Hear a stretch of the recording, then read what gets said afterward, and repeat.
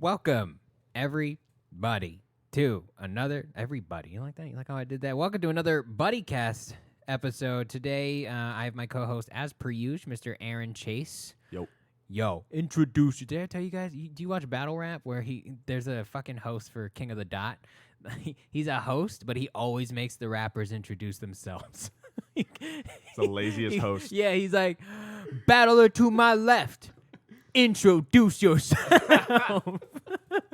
And what's funny is, like, it's totally fine for them. Like, it's become part of the culture. But I'm like, dude, that's your job. Like, what else do you do? Introduce myself. But like a lot of rappers, they'll have their own little intros and they'll make sounds and they have sound drops and stuff. And it's cool, but it's still like, why are you there then, bro?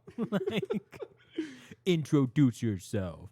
But that being said, podcast guest to my right, introduce yourself. Yo, it's your boy Franklin Hoy. When did that become the club sound? Early 2000s? 1987. I don't know. I didn't really. Are you guys clubbers? Did you guys go No. clubbing? What, is that In the past, kind of. fucking dirty ass? I went twice. You went? Yeah, I went twice to the BI in San Bernardino. Have you guys ever heard about the Burning Iron? On Thursday nights, they have like I guess college night, and they play hip hop. And then I went one time. One time my homie cried. Way to just drop his shit on the podcast forever. I want to hear this story. Well, we went, dude, like with my homie, like me and my boy at sex store. We were like talking to chicks. We had this plan. We're like, hey, can you take a picture of us? We'll have them on our phone and we'll take a picture and then we'll talk to them or whatever. So we're doing that. We're like talking to chicks, this and that. And That was your scheme? That's how you guys got girls? Yeah. And then one time I pretended I didn't speak English and I hooked up. I didn't hook up. I started talking to this black chick because of that. And then like at the end I was like, it was a joke all along. I speak English. And she was. And So then, very deceptive. yeah. But Psych, bitch. But that night, me and my homie were like doing that, and then one of the homies, he just like kind of stayed behind. We're like, yo, where the fuck is Marco? My bad, Marco. We're like, where's Marco? And then we went to go find him. He was crying in the bench. Cause like, I mean, in his defense, he had just gone through a breakup, and I guess he wasn't doing a hot night that night. But I mean, And that was a club night for you? yeah, we had fun. We had a blast. Yeah. Marco had a rough night, but Nah, we had fun. we got drunk. It's not a good night unless somebody cries. That's my motto. Well, What if you cry? Is it still a good night? For other people. well, So, I you don't know. like seeing that's a people true. cry. That's a true performer right there. Thank you. I don't like it. No? Why? Does it make you uncomfortable or is it more of an empathy thing? I think it depends. If it's a stranger, it's definitely like, dude, that sucks. Do that on your own time. Like, find a corner, go away. You don't do that here. You're making everybody uncomfortable. If you see a girl crying in public, I'm not saying that you would, but do you have the urge to go talk to her or to make her feel better? No. Yeah. Yeah. But that's because of all the damage I've done to other women. Wow. So, Just trying to make up for so it. yeah, this is me trying to bring that karma back around. What a dick. Yeah. Hey, sweetheart, do you mean give you some money? What's up? What's going on? How about somebody dick? One time when I saw this girl at the airport, she was crying, and I was like, should I go talk to her? And I was like, what would I say? Like, why are you crying? I'm like, nah, she's crying. Why are you crying? So I just left her alone. That's probably the best thing. Like, when you cry, do you want anyone to talk to you? No. No. Yeah, exactly. Dude, right? one time my homie faked his own death. What? Marco? No. Marco. Fucking Marco, dude. Nah. Fucking Marco. That bitch ruined him. Wow. It was some Salvadorian. His name was Orejas. My bad, Orejas. He faked his own death because somebody was after him. So like, Wait. Oh, no, that makes sense. How? he was transporting drugs from Paris to San Francisco, and then the guy in San Francisco robbed him. So he's like, "Fuck this, bro." So he stayed out there and he faked his own death. And one time I was driving, this is my point. I was in my car crying, and then somebody pulled up next to me in a red light, and I was like, I can't let them see me cry. So then I tried out my tears. And then like 2 days later, he pulled up in my house. He was like, "I'm alive." How do you react when? What did you Cried again. Yeah, I guess. No, I was laughing. I thought it was hilarious. Everybody thought he was Christ. dead. I know They what called I him out on Facebook because he used a Google pic of a funeral. Do fake your death better than that. You have At least go to page 2 of the pictures or something. And a girl in the comments said, "What the fuck is from Google?" And they were like, "Don't do that. You can't make your own dad. This and that." But Jesus that was a trooper. Do you not? Have you never written about any of this shit? What it has? No, I haven't. All right. Why? You know, actually, that leads into my first question. Have you been writing during all this? Fuck no. I've been writing premises every now and then, or like I would tweet, and if it does good, or like recently I just say some shit, like if it makes my girl laugh, I'm like, all right, Write it down. I'll try that on stage, yeah, or I'll tweet it. see how it goes. How regularly have you been getting up since, I guess everything shut down in March? The most this week, I got up 3 times this week, Nice. but throughout the 5 months, 6 months, Something like like that. 4 times. You only went up 4 times In the over the past- past couple months? Yeah. Wow. Did And you then- notice anything? Like, I don't know. How long have you been in comedy now? Like, did you notice any kind of Yeah. difference, I guess? I noticed that I started talking fast again. I was telling my girl, like when I moved out to LA in my van, I was hitting like 3-4 mics a night for like 5 days in a row. And then I was watching, because I was trying to post more clips of me doing stand up on like online. And then pre me LA, I was like same jokes, didn't hit as hard. And then me after LA, like I was like enunciating better, talking slower, like pausing my timing, because I was getting more practice. And then when my first time up, it's been the same shit, like back to square one, But the only difference now is that I know I'm fucking up and where I'm fucking up at. That's and good. why I didn't get the laugh. So I guess that's Did your writing process change? How do you write? Like, what is your? right. I think that's me. That's the first He time. doesn't. too. He's Lil Wayne. He just. He just gets at it. I just go on stage. You just kind of wing it, right? Yeah. Dude, I wanted to bring this up. I was so disappointed because of you. Ouch. Yeah. No. What a No. fucking Are you gonna asshole. cry, George? Yeah, dude. No, I wasn't- Jesus. We just had a moment with all these shirtless, muscle dudes, and he's going to come at me like that. No, I wasn't disappointed in you. I was disappointed that you were there to witness this, because at Beltron's mic the week before, I did a whole new 5 minutes, ate shit for the first 3, and then the last 2 did well, and I was like, all right, for sure. And then this past week, I opened them with like 3 new things. No, I riffed on Aaron. You were there? I don't know you were Yeah. there. I was there. My bad, yeah. No, it's fine. I fucking donated. I gave. I know, all right. I know, yeah. All We right. know. All right. Everyone there knows. You need to understand. I donated. You All right. brought your mom's coin purse and you threw it into the pitcher. We know. Money's money, guys. The economy is in shambles. Yeah, Carlos was telling me you were there, and I was like, should I go say apologize? No, and, dude, and whatever. and Carlos was like, no, he knows it's a fucking joke. Yeah, it's comedy, man. And I was He like, all knows right. he's ugly. So and then I tried out 2 new jokes, and then I got addicted to the laughs, man. And I was like, fuck, I'm gonna just go back to like old shit. And then I was doing old jokes that were working, but it just felt so dirty, dude, because everybody was doing new things and working and bombing. And I was like, dude, I was just like, it felt dirty, man. I was like, I can't. I'm just excited you're starting. Is this a secret? Nah, I ain't gonna tell. Okay, I'm excited you're starting a mic of your own. Like, this is your first time doing that? Yeah, it's my first time running my own mic with Carlos Patino at Placitas. It's off University. What inspired that decision? Taking action on my own, dude, because we can't be waiting for opportunity. Like, people like run their own mics and they go, fuck it, and they go, we don't want to run a mic anymore. So just doing. Way to put us on blast like that. Wow. No. Yeah, that sounds like every episode of ACMN recently. Well, no, because like. Marco, I know what you feel like, bro. Yeah, yeah. Just fucking throwing that shit out there. No, that's funny. Like, it has nothing to do with you guys, but now that you mention it, maybe. Maybe it does. but not in a bad way, Yeah. Because like there's like random mics popping up, like especially now in the past 5 months. People are running their own mics, like Vicky's, but that's indoor, so people feel a little weird about that. But I like it, man. It feels really punk rock and raw in there. And then there's park mics, a bunch of park mics. I went to one, but this one is a patio mic at an actual restaurant, and like the guy seems cool. The owner, his name is Bubba, I think. That's his That name. makes me feel That's safe. his street name. Yeah. Yeah, and well, I went with Carlos to ask the guy if we could open a mic there. So we sat down and then we ordered some beers, and like the chick came out and I was like, "This is a family restaurant," and she said, "Yeah." I was like, "Oh, could I talk to the owner?" And she was like, "He's inside if you want to talk to him." So I guess she thought like we had a complaint, and I was like, "Oh, all right." And then I got up, and then I started walking inside. Pulled your gun out. Yo, where did that owner at? No, I walked, Get his ass out here. I walked inside and I was like, I don't know what the fuck he looks like. So then I walked back out and Carlos was talking to her. I was like, I don't know what the owner looks like. And she was like, all right, I'll walk in with you. Does he look like a Bubba? Yeah, yup. And then we walked in together and I was like, what's his name? And she was like, Bubba. And I was like, what? She's like, he's right there. And I know he's like, exactly what you expect. Something about like 5'5", overweight, tatted up. Of course. Bubba. You know? And then I went up, fucking just sweet as fuck, dude. Like, yo, like I always judge these people. Like I don't want to talk to them, but then you talk to them and they're just misunderstood creatures. Sounds like you're projecting a little bit. Well, I'm not 5'5" and overweight. to love me. Is that what he sound like? So you talked to him and he was just like, yeah. Yeah, dude. He said yeah too quick, which kind of sucked because I had like a whole sales pitch. So I Dude, I've been practicing. Dude, I almost talked my way out of it.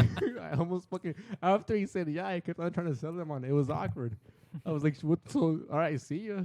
You know, but I just kept on selling it. I'm like, it'll be 1 at a minimum on your slowest nights. Come on, man. Just like I already said fucking yeah, dude. What's the process been like of starting? Like, what's it been like? George has kind of been walking me through the flyer, I guess, kind of, but it's been pretty simple. I guess we're not gonna know till the day of. That's but true. I mean, I've been talking to the owner, to Bubba, on the daily. What's the day again and the time? September 17th, Thursday, 6:30 signups. Starts at 7, ends at 9. Because 9:30 because they close at 10. I don't want to be a dick and then Yeah, at 10. yeah, I know that from Worthington's. Are you guys gonna go lottery, first come first serve? We're gonna go lottery, so 1 at a minimum, and then I still gotta ask the owner if he wants us to like get tickets, like kind of like hideaway, or write our names in the back of the receipt, like getaway. You know, but I'm thinking we're gonna take tickets to cut off his overhead. I mean, cause I just want to keep a spot to do stand up. Yeah, you know? no, I get you. I'm very happy, dude. When Beltran started his mic, I got giddy. And then when I heard you guys, I started giggling. I was just super excited. Yeah, man. It's nice to see everybody making things. It's cool. Yeah, and then you gotta look for your own opportunities too, especially now. I noticed too that cause the punk rock scene and the ska scene, they're still up and running. You know, like there's still backyard shows every Social weekend. distant moshing where you just kind of punch the air. Yeah, Just a bunch of bubbles bouncing. there's that's still up and running. Like there's a festival in the 19th that I'm gonna go and like open up for. So I hit up this band, this ska punk band. They're called Lazy Dream. It's sick as fuck, dude. It's ska, rocksteady. And then I saw him at a gig, and then I was like, fuck it, dude. Like no comics are doing much right now. So I hit him up. I'm like, yo, hey man, if you guys need a comedian who like just like do some stand up while you guys set up. They were cool as fuck. They're like, yeah, fuck yeah, dude. Like, what you up for next show? And then their next show is on. They're playing that festival, but I'm not opening up for them. Opening up in the beginning. That's super dope. But yeah, dude, because like they're a sick ass band. And I expect them to grow, and hopefully they keep me around long enough. I'll grow with them because they also like. I mean, that scene, the ska punk scene, you know, the fucking ghetto scene is like seems to be my type of audience as well. So I mean, I kind of got away from the thought process that you only got to impress the comedians because like I feel like that's a lot of our state of minds. Is that how you came into it? Yeah, well, I mean, yeah, like a lot of comics are thinking about, oh, I gotta impress this comic to get on this comic show. Or I gotta be like as this comic to get on his show. I'm like, let me step away from that. Fucking just try to get an audience members fans. or like fans. Like you know. So then I noticed when I would play like San Bernardino or Fullerton or like kind of ghetto areas, I would get asked for my Instagram a lot. Nice. And then I was like, well, it's probably the way I grew up and the style of my jokes or my accent or was something. Gotta start handing out some business cards, bruh. Yeah, so I mean, so hopefully I do good at these backyard punk rock shows and ska shows and, you know, get some audience members or like some people to come out to my shows. And then, so I guess that's primary for me right now until everything opens up. Just like building a fan base. Yeah. Nice. What, during quarantine, what did you, it's kind of a twofer. What did you miss the most about doing comedy, and how did you handle quarantine, like mentally and emotionally and all that? Not to say that we're not in quarantine. What are we? Are we in quarantine? We're still in purple in terms of like a pandemic level, so it's still at the highest. Right. We're on the cusp, I believe, between purple and red of being allowed to open indoor facilities with some limitations. But in terms of like our county in specific, we're still definitely stay at home when you should. Where is red's worse than purple. No, purple's at the top. It's weird, right? It's like someone phoned it in on that, but it goes purple, red, and then it just gets a lighter shade of yellow because we're always going to be concerned. Like I was telling Frankie, like we kind of have to learn to live with COVID. There's no life after COVID. It's just going to be life with COVID. Oh, you just gave me anxiety. But I mean, it's manageable. Like, be responsible. Wash your hands. Don't go out when you're sick. Stop coughing on people. Don't spit on produce. Like, we're disgusting fucks. If we were a little cleaner, if we were all a little more Howie Mandel, I think we would have had this under control. That's fair. Well, how did you handle initial quarantine? Like, what were you doing when it all first started? I was what the fuck was I doing? Oh, the day before quarantine, I left because I was staying out in LA in my van. I left LA because like I got an anxiety attack. I was like, well, not anxiety attack, but like I got major anxiety. Yeah. Going into a grocery store, I was like, dude, fuck this. Like, this is not right. And then it was even raining that day. Was this the great shortage, toilet paper shortage? Yeah, yeah. Oh, okay. It was when that first started. So I went to the grocery store. I bought a bunch of canned food, which I never fucking ate. And then I bought What'd you buy? What's your emergency canned food? I bought Campbell's chicken noodle soup. Nice. I bought some lasagnas in a can. Some Chef Boyardee. Yeah. Some tunas, some what do they call it? Chicken of the sea. I bought some of that. Sure. Chicken of the sea. And some actual chicken in a can. And then hot sauce, of course, man. You gotta have some yucateco and some cholulas. So then I grabbed all that. Oh, and then since there was no toilet paper, I was like, these guys are fucking pussies. I grabbed a bunch of hand towels. I was like, let me just get a pack of these. I don't mind. Scraping on my Yeah, just asshole a little bit. spit on it, lube it up. Yeah, so I threw everything in my van and just came back to Paris, man. And then I went to Viraspi's house, my homework, which I'm starting a podcast with. We'll get into that in a bit. I went to her pad, and the next day, everything shut down. It was quarantine for everybody. So then I was at Viraspi's pad, and some friends came from Santa Barbara, some like a bunch of college people, chicks, and I just went on a bend there for about like 2 weeks. Don't gloss over that. What? Oh, no. What happened? Yeah, I mean, it was it was. Was fun. Marco there? What happened No, to Marco? Marco wasn't there. Marco faked his death. Oh yeah. No, Marco got back with his girlfriend that he was crying about. Oh, good for him. Fucking Yeah. Marco. Don't do it, bro. So you went on a bender? We went, yeah, because I was thinking of Erasmus, so and we were quarantined. I was like, I'm just quarantining here and get fucked up every day, which almost cost me my relationship with my beautiful girlfriend because like there was just chicks and fucking from college, which of course you wouldn't be okay with, but I didn't know. I was an abandoned. I was being a fucking alcoholic. Was she not there? No, she lives in San Diego. Oh, yeah, and then, I can see that. And then I was too scared to even go to San Diego. Why? You know? Well, because like it was quarantine. It was like Yeah. the beginning of like you can't fucking or else you'll die. That's fair. I thought that breathing the AC was gonna. Yeah, I get you. So all I was breathing was alcoholic beverages, man, and it was fun. And then my girl was like, "Fuck this," we're like, we're gonna break up. I was like, "Oh no!" And then I kind of like snapped back into it, and then I was like, "Well, I gotta get my shit together." After that, I think I was sober for like almost 60 days, and I don't know. I've been really productive. Like I found opportunity in adversity. I found like a lot of like self-help stuff, like find out how to like manage my finances better, and then just like I was like, all right, well, if I'm not doing stand-up right now, what can I do? Because like in the case of like sounding braggadocious or fucking or like I like Dude, we're talking to ourselves right now. That's fucking as braggadocious as it gets.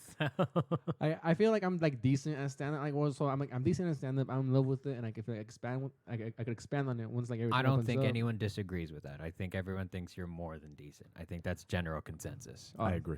Damn, thank Yeah. you. I think you're a good comic. So I was thinking what else could I work in that's not on jokes or on stage presence? And I was like, well, I'm gonna work on my Your speech enunciation. impediment, for sure. Exactly. No, that's like all jokes That aside. was B, blunt. C, God D, damn. E, F, G. So that's what you were working on? Yeah, dude. So he just that- bought a subscription to Hooked on Phonics.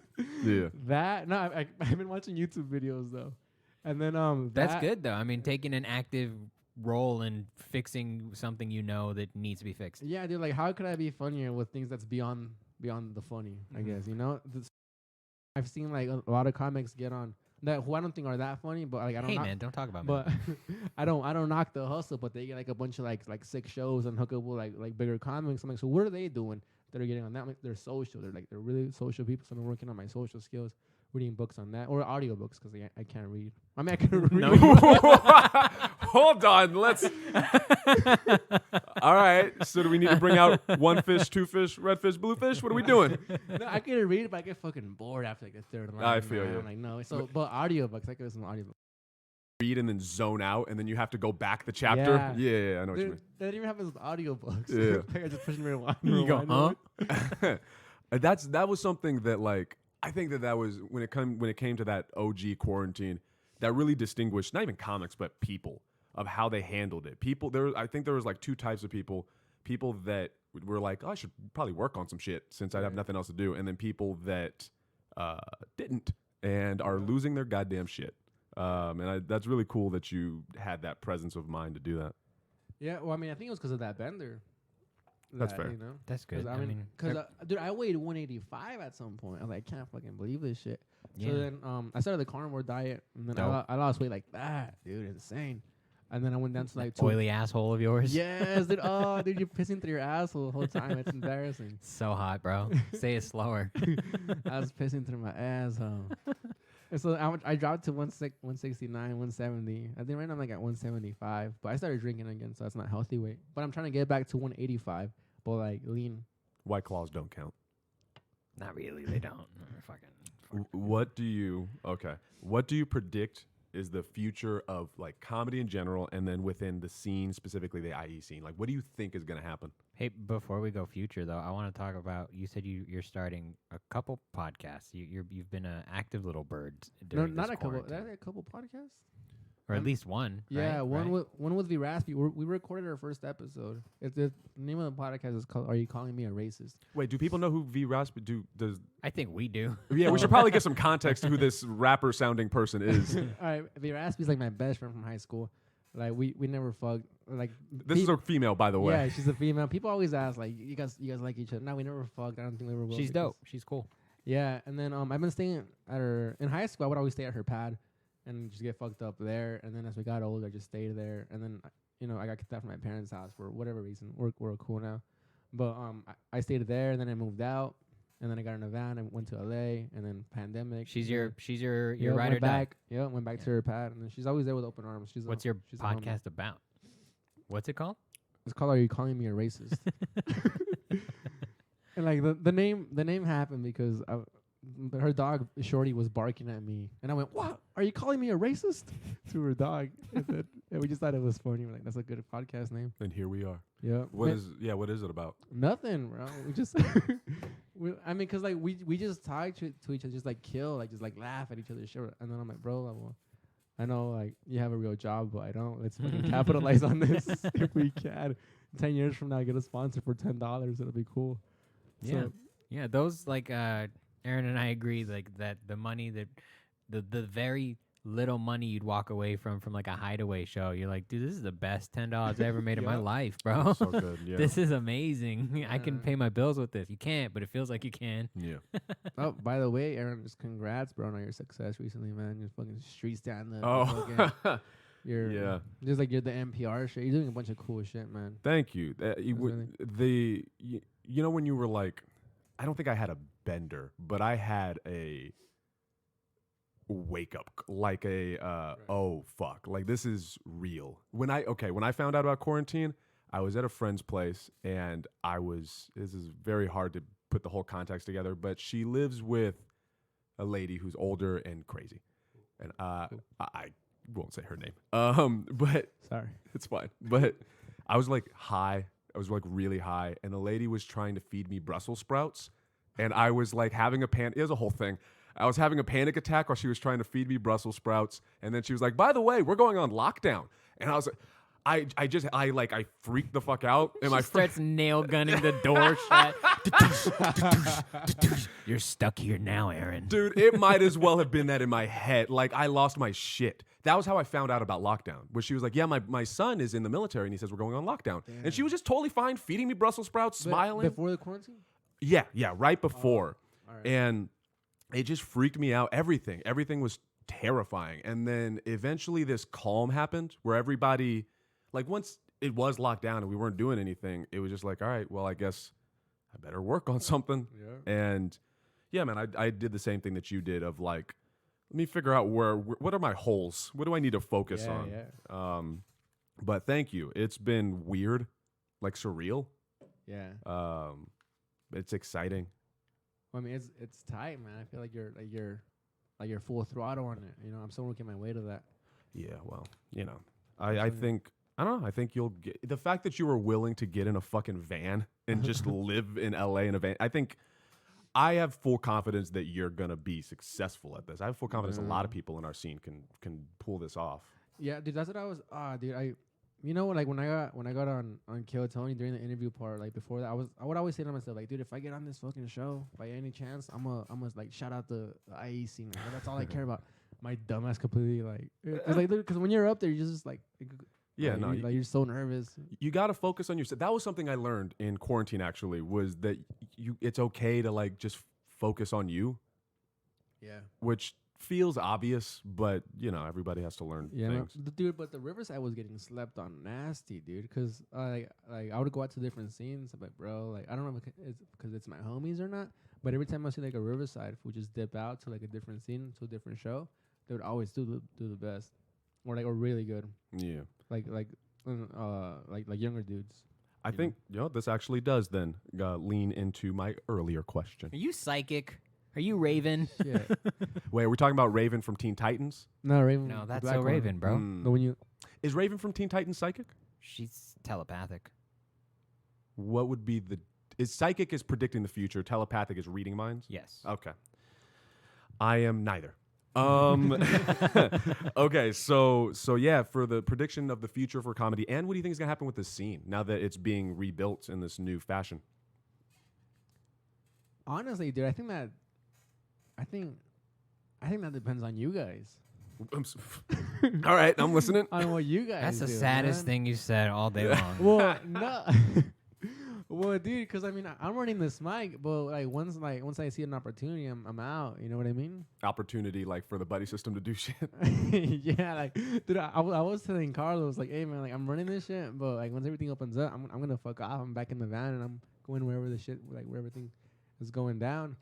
And then I was saying, like, yo, I'll just give everything to like whoever wants it. I was like, most likely, like the buddy system, you know, like just whoever, because whenever you guys would start a mic and you guys would end it, or like something would happen where we couldn't have it anymore, like it would break my heart. Yeah. So I wouldn't want to end it. I mean, if everything goes well, I don't want to jinx it. Everything goes well this week, I wouldn't want to end it. I would just want to give it to somebody else. Like, dude, please, like, take this. And then whoever wants to do stand up in Riverside, you know, like give them an opportunity. Because you guys gave us mad opportunities, man. Like 5 days a week.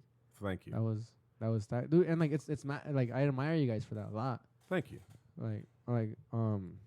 It's real. I don't say, yeah, I guess inspiring, but it's like the drive you guys have is fucking insane. So just for people you don't know, really. I think, thanks, man. I think it's like a balance between me and George's personalities that kind of makes that run at all. No, but I think we are fundamentally on the same page of like all ships rise with the tide. Yeah.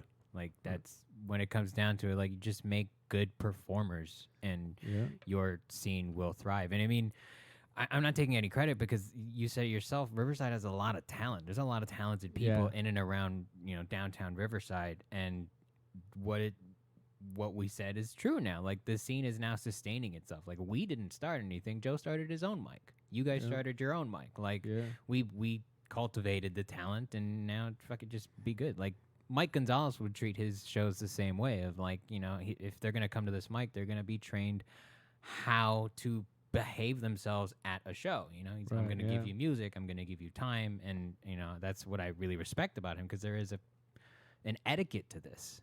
Yeah. So, I mean, credit goes to all the comics, I'd say, in terms of just the untapped talent. Yeah. I would say slept on is a good way to describe it. I hope people keep sleeping on us. My favorite thing is to go to a mic when nobody knows me. Yeah. Because you get a real sense of like, how funny am I? And then hopefully it's a hacky as fuck mic and you're really funny that night. Dude, that happened to me at MacArthur on Tuesday. They had a mic at MacArthur Park, and then I went, and then I asked, I was like, yo, where's the list? To like a random dude. And he was like, oh, like there's no list. He just looks at you and he calls you out. I was like, I never met this fucking guy in my life. Like, what? Wait. So he just decides, To you park look mic? funny. Yeah. Or like he'll just say a name. So I went and introduced myself. I was like, oh, my name is Frankie Hoy. I just want to introduce myself. He's like, yeah, I'll introduce you. Like, I just want to do a tight 30. So the mic started at 5:30, and then I think I went up like around 7:38, and then so everybody was getting 6 minutes, and I was like, fuck, like some people were doing really good, and I was like, man, like I'm probably gonna eat shit. And then like he's like, all right, well the mic is 3 minutes now, this and that, blah blah, cause like it's getting dark and homeless people come. And right as he said that, some homeless dude came and threw water on the stage, and he was like, see, the mic's about to end, so it's 3 minutes now. And I was like, I'm about to fucking leave, dude. And he was like, yo, you're up next. And I was like, all right. And then I went up, and then I kind of riffed and did some new shit, and it did really good. And then they got like back to what you said. It's like it's fun when nobody knows you and you do decent. Yeah. That happened to me in Vegas. Oh fuck. I want to hear about this. I love that. Okay, what happened? It kills me that I forgot the name of the spot, because comics from Riverside have gone to this spot. It's like super artsy spot in Las Vegas. Is it The MGM. Yeah, no, I've been there. Is it the underwear show? No, not the underwear shirt. It's a place where the lady said that they don't charge for anything, that the way that they pay their rent is that people buying their art. That's impressive. Yeah. That's So really impressive. like by donations and just buying art and whatever you want to donate. So I was like, man, this mic is gonna fucking like be PC as fuck, man. So then I started talking to some of the comics outside. I was like, man, it's like real PC, this and that. And they kind of like brushed me off, like, yeah, whatever. Like, it's not like it's all right. You'll be good. I was like, all right. So I just kind of stood there by myself. And then they called my name. And I went up and dude, I did decent. I was proud of myself. And like after, like everybody, like all the comics that didn't want to talk to you before just want to be your friends afterwards. And you earn the respect. Yeah. Oh, that's the best feeling. And dude. then because you don't want to be friends with the dude that wasn't funny. That's fair. but also I gotta see if you're funny first. If you're not funny, I'm not talking to you. Sorry. that's true. Yeah. I think that's what. You know what that's like? That's like a chick wearing a big sweater and like she looks fat, and then she takes her, she has big tits. You're like, oh, fucking, what's up? She earned this attention. She earned this shot of tequila. Nah, but dude, I gave all the respect to Riverside, because they had 3 mics in Las Vegas a week, and then the rest were like book shows if you're looking up to get on them. They had 3 mics a week. I was like, bro, I get up fucking like 5 times in Riverside a week, you know? That's something that I wish. Fuck other people. That's something that I think is important. That like practice. You know what I mean? Like I think a lot of comics get this idea in their head that like, well, I got to get booked now. Now I have 10 minutes. I got to get booked. And it's like, that's important. And you need to stretch out that time. But there's something about grinding and doing the hard, like doing what's hard. You know what I mean? I have another question, Frankie Hoy. Thank you. I will now ask the question. Did you say thank you? So polite. I feel honored. Where does your drive come from? Because I know I'm planning to get an RV, but like you went hard. You got a van, a little rape van of your own, and I appreciate the compliment you gave me. I guess I reciprocate that in that that's a ballsy ass move. So like, where does your drive come from? I think I tapped into that part of my brain, dude, when I was playing soccer. Because I was playing soccer my whole life, and then I thought I really wanted to go pro when I was 19.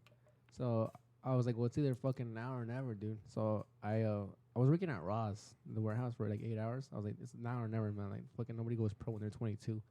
So I quit my job, and I was like, well, if I'm doing this fucking shit for $300 a week, I'm gonna just quit my job and do what I want to do for 8 hours a day. So I started training 8 hours a day, 8 hours a day. And then I started going to trials. And I never considered myself as a great soccer player, a great athlete. But I think just trying that hard, being in that state of mind, looking for the opportunities, it got me to fucking Sweden, you know, which was, like, I played soccer out there for a little bit. But, like, right before I left, I got in a car accident, fucked up my sciatica.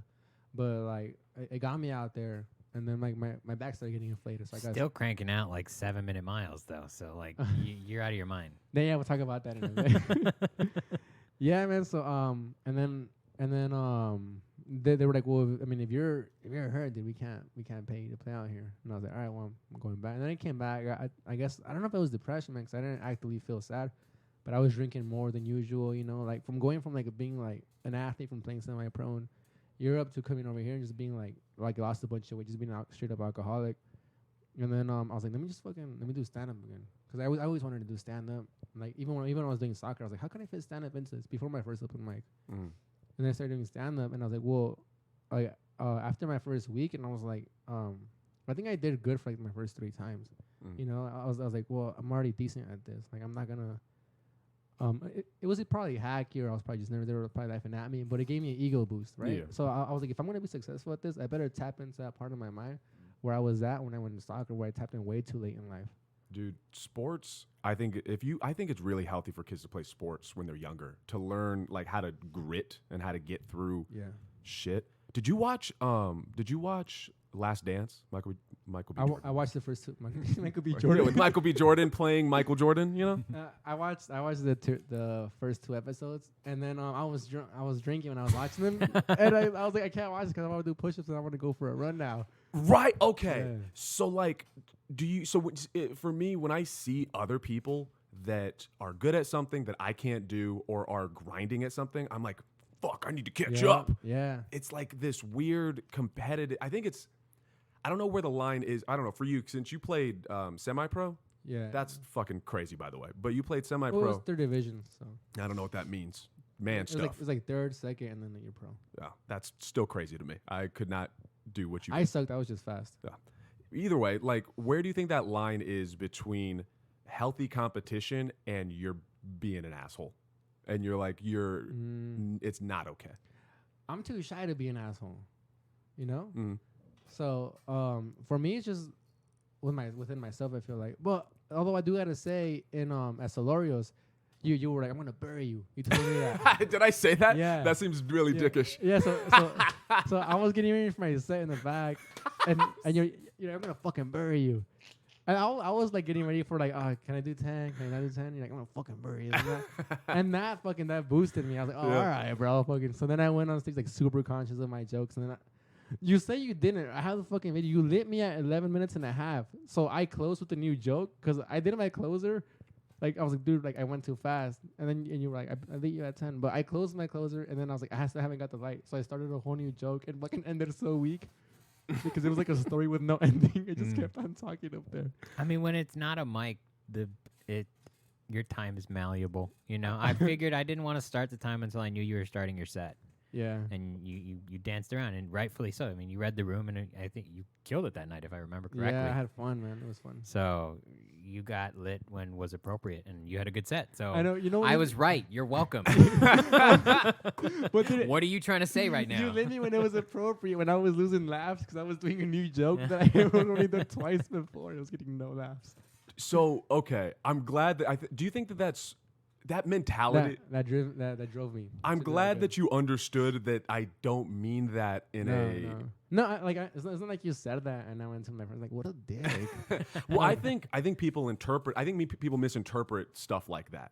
Right. That, like, when you're playing sports or when you're doing anything, not to say that stand-up is competitive in that you're not going head to head, but the audience is ranking you. Yeah. Like, the audience watches the whole show and you're like, well, who was the best? Who was the worst? Who was in the middle? Which is what I hate about comedy competitions, because you could kill that night and then not win.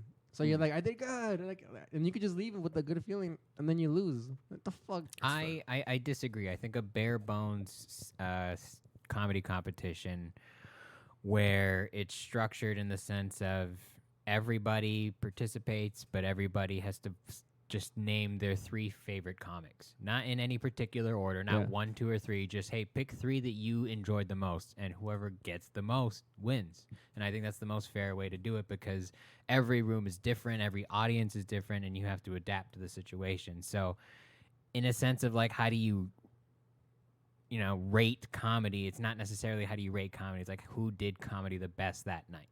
Right. And which comics showed up prepared, who put in the most hours. And so in that sense, I think it's fair. But I do know that nobody runs a comedy show or a comedy competition like that. No one does the pick your 3 favorite. Dude, we should try that. That would be too fair.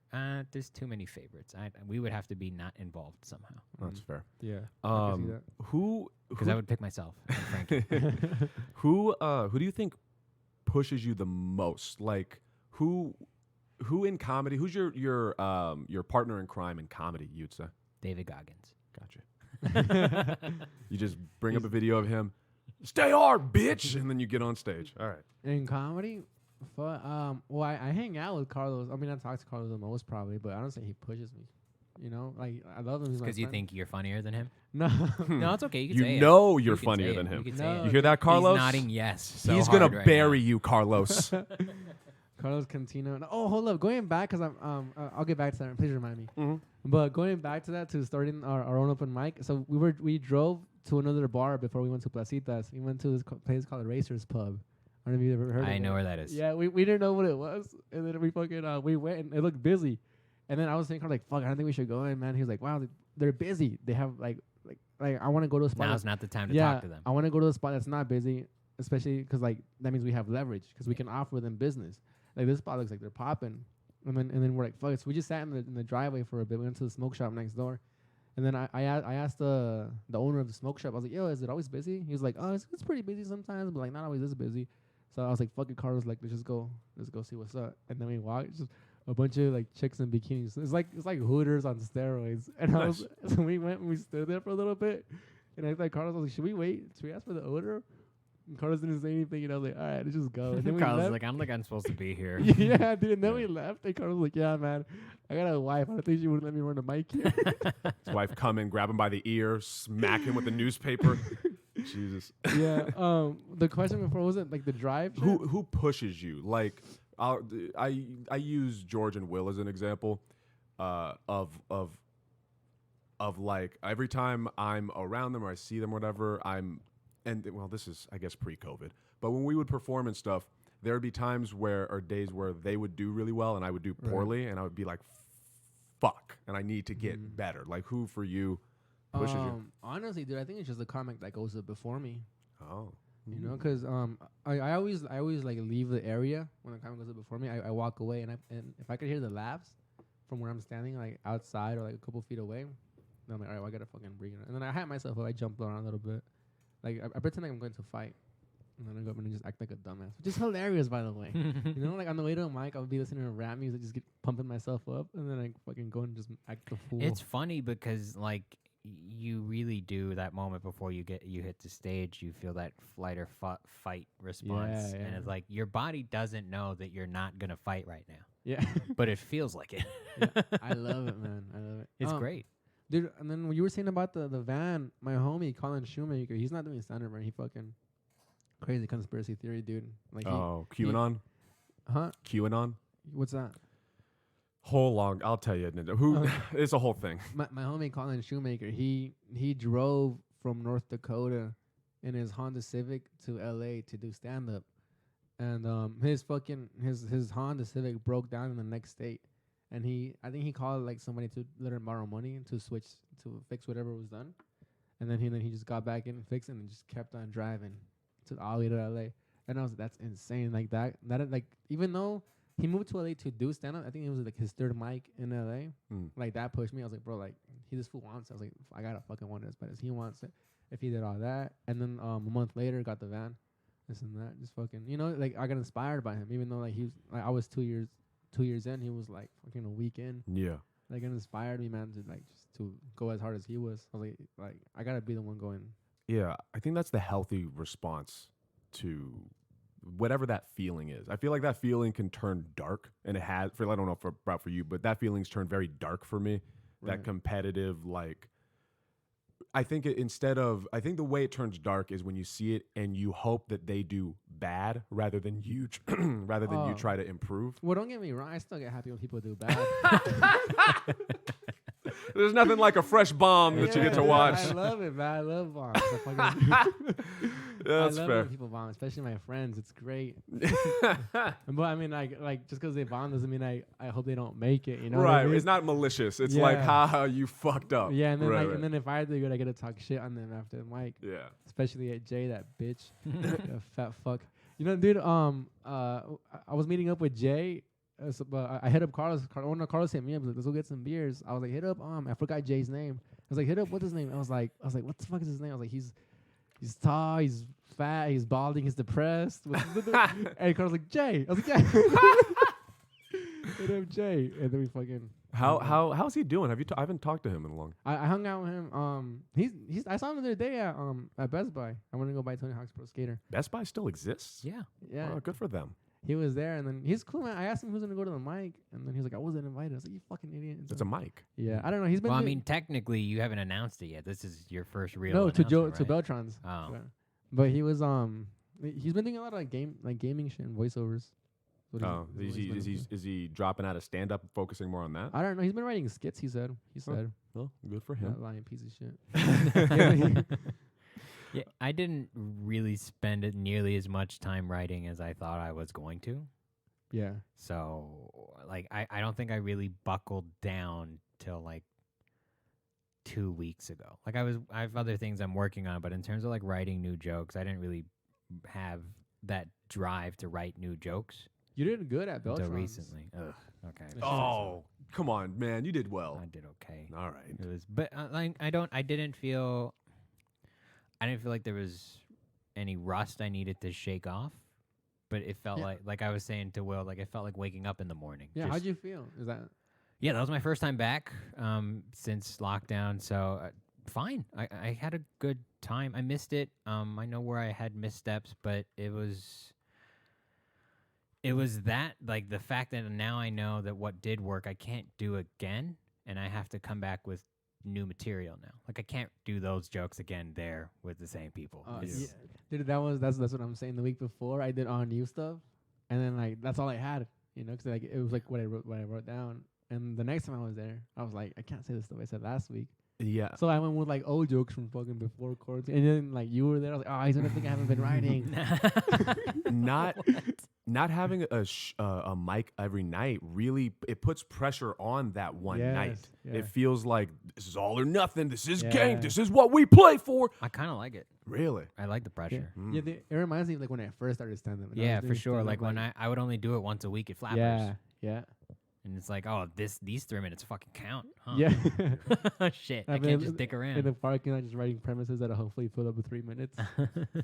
What's your realistic dream life as a comic? And when I say realistic, I mean like Kevin Hart status is probably not realistic. I mean, you Right. feel like you're living it. That's fair. Really? Do you feel like you're living your realistic dream life as a comic?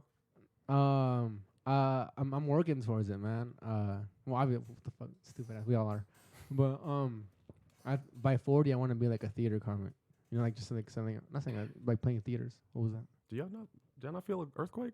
There's construction going on next I year. thought it was either that or a fat motherfucker. Mm. I'm sorry, man. What can you say that again? By 40, I want to be like playing theaters. How old are you now? 25. Oh, you That's get there fine. before 40. You'll be there way before. Yeah, 40. You way think before so? Yeah, 40. absolutely. Oh, Fuck yeah. Absolutely. That's the goal, man. Theater like headliner. Yeah, hell yeah. And then I want to I don't know, man, but not doing stand up for 5 months made me really want to focus on like myself as a person, because like in order for your life to change, you got to change yourself. I agree. Yeah. So I Look, it's like his frontal lobe is hardening before our eyes. Like Yeah. he's maturing every year. He's taking his final form. no, I mean, since I got 2 jobs now, because I'm planning on like really like gradually going full throttle next year by November. So like I'm just been saving it, which I'm very very like money conscious. Like figured out a way to save, which I'll tell you it's fucking since you're saving up for your Right. for your RV. I'll probably say it on this shit so people can know. The 3 people listening, especially me, to remind myself. What was I saying? You're saving up. Yeah, I'm very, very money conscious, like fucking cutting off all overhead. The only overhead I have right now is my fucking girlfriend, dude. Like she doesn't. Like She gonna listen to this? Yes. Okay. I explained to her, dude. I'm saving. I'm gonna be a full-time comic by fucking November next year, and I need this amount of money to do it comfortably. Because like School Week, Hugh said, "Fuck rap, I've been rich." I don't want to do a stand-up for the money. I want to do it because I want to be good at it. That's the main goal. So, and then I've cut off so much overhead, and then my girls just want to have fun, dude. Girls just want to have fun. So she just like, let's fucking do this, let's do that, and she brings up a bunch of cool shit, like let's road trip here, let's road trip there. And I'm like, that's fucking $500 on gas alone, but because I have to drive a fucking van. How does she feel about your lifestyle? Dude, it's like I'm in love with her. She's like unbelievably, like she would follow me to fucking hell. Like I gotta keep. She's the shit, man. She really believes in me, which puts on the pressure on me because she wants a family, So Oh fuck. yeah, so that puts in like I like her. I met her. I like her. yeah, dude, dude, like she wants a family, and then I want to give her what she wants, man. Because like how like supportive she's been now, So I mean, so that puts the pressure. I mean, like I gotta provide. Yeah. So I mean, it's a healthy pressure, man, because it's consistently on my mind. Like I want to be a good stand-up and then get paid for it, but I want to fucking get money before being. Like I've been working like a lot recently since like stand-up stopped. Yeah. You came here from work, bro. Yeah. You know. Yeah. And so I just been like that's what I've been focusing on. So hopefully by November next year things will be back to normal, and I'll just be like fucking like, you know, a really good like social skill person. Yeah. And then speak slower, and then be really good on stage. you're gonna not even sound Mexican. You're gonna sound like a black dude. You slowed so fucking down. Start humping the stool. You're gonna bring a towel, fucking wave that shit on the stage.